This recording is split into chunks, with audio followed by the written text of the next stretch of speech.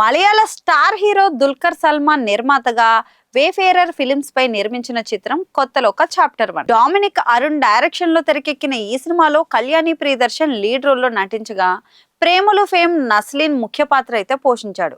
కొత్తలోక cinematic universe లో భాగంగా chapter 1 గా కొత్తలోక ఓనం కానుకగా ప్రేక్షకుల ముందుకైతే వచ్చింది. ఇక తొలి రోజు నుంచే సూపర్ హిట్ టాక్ తెచ్చుకుని రికార్డు స్థాయి వసూళ్లు అయితే రాబడుతుంది. అయితే ఈ సినిమా గురించి షాకింగ్ విషయాలు బయటపెట్టాడు నిర్మాత దుల్కర్ సల్మాన్. ఓ ఇంటర్వ్యూలో దుల్కర్ సల్మాన్ మాట్లాడుతూ, నిర్మాతగా నేను లోక సినిమా కోసం పెట్టిన పెట్టుబడి మొత్తం కోల్పోతామని అనుకున్నాము. ఈ సినిమా కథ నాకు బాగా నచ్చింది. ఇది చాలా మంది సినిమా అని మాకు తెలుసు, కానీ బడ్జెట్ ఎక్కువ అవుతుంది. మలయాళంలో ఇంత బడ్జెట్ అంటే చాలా రిస్క్, కానీ కథను నమ్మి పెట్టాను. అలాగే థియేట్రికల్ రైట్స్ కొనుగోలు చేసేందుకు డిస్ట్రిబ్యూటర్స్ అంతగా ఆసక్తి చూపడం లేదు.